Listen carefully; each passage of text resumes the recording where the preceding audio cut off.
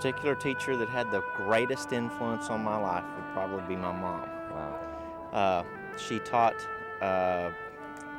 preschool whenever I was preschool age, and so I got a big head start. I was a little bit too young to actually start kindergarten when I was going to turn 5.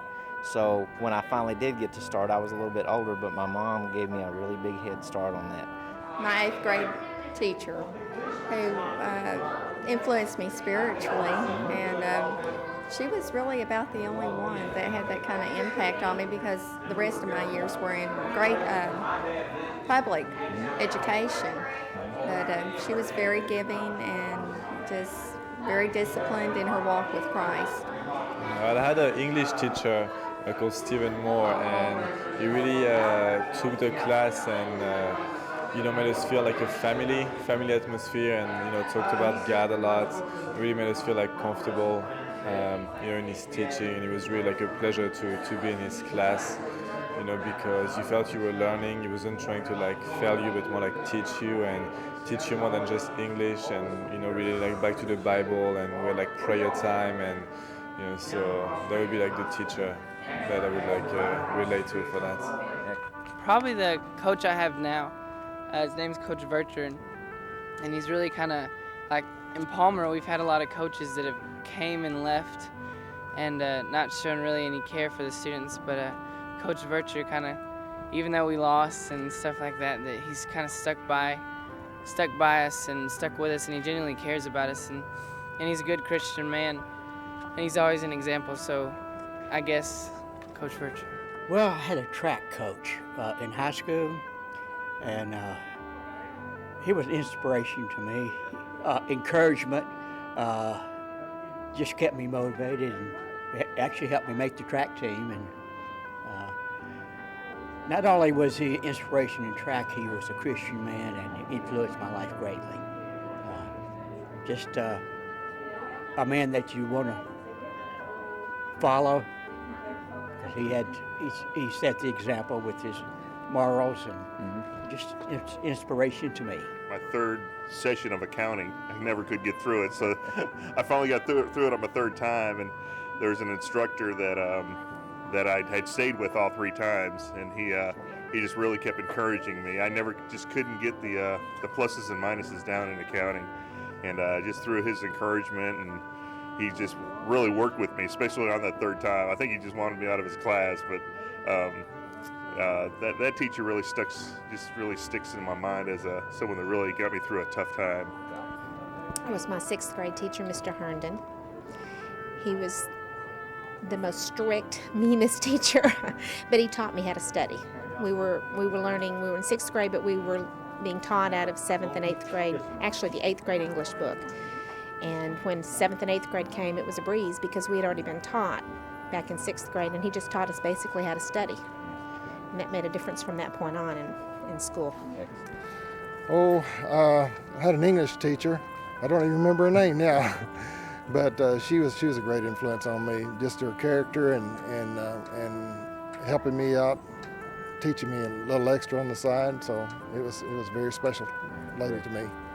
One of my greatest people that influenced me was our Sunday school. Our pastor of the church, and also the superintendent of schools, and his name was Hatchett. Melvin Hatchett. He was a Baptist preacher, and so he influenced my life more than anybody. I had a science teacher that told me he had to teach the theory of evolution, but for me to believe what God said in God's Word. And that made a very big impact on my life. Principal of Midlothian High School. I guess he done more for me probably than anybody else did. Played football, he was a coach, played football, run track and all that stuff. Really had a big influence on my life. Because Ms. Gossett is always trying to push you to get more done and trying to help you with it.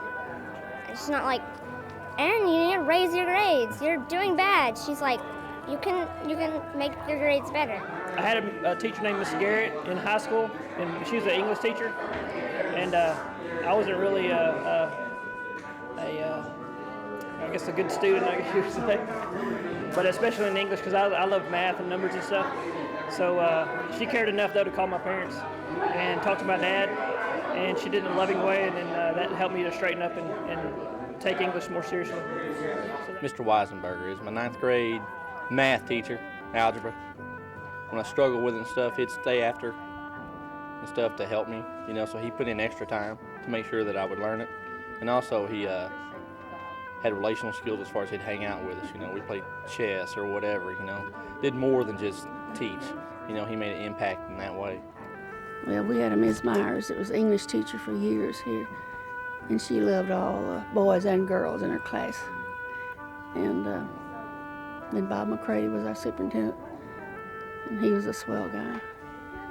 Then I guess in church, Mrs. Wakeland at Milford, when I joined the church, she was a 11-year-old teacher, and she meant a lot in my life. She was my 4th grade teacher here at Red Oak Elementary, and she was she had a deal every day. Each individual person got to be a helper in the class, and I really felt that gave us extra time because we got to pass out papers and help her do anything, and that just gave us the helping atmosphere and taught me to appreciate, to be able to help others, and because I was getting help from a teacher. Yeah, my 3rd grade teacher was Miss Meredith, and she invested in me. I was at a point where I was struggling with grades.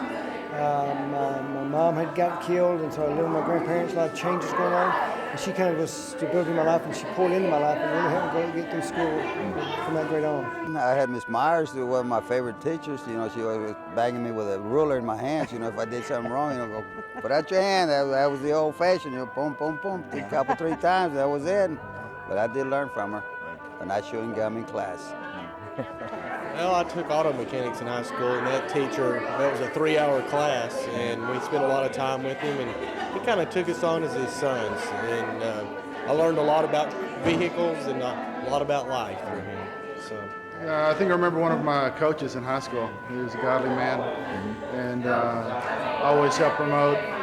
Even though practices or something may be going over, he would allow me to go off and go for church, and respected those beliefs and that faith, and lived that out himself. I think that was, as far as teachers goes, that's one of my biggest. Athletic director and coach that was like a father to me, and I mean, as far as taking me fishing and, you know, spending time with me, even though he had kids, but he always reached out and was a special influence in my life. What can you say to a hero? Just someone who's always there. What can you say to a hero? To someone who lives life to care. We can say thank you. Oh, we can say thank you. We know God blesses you for all you did and do. We've seen your light shine through, and we are all blessed too. You are our hero. She's still a teacher. She teaches here in Red Oak.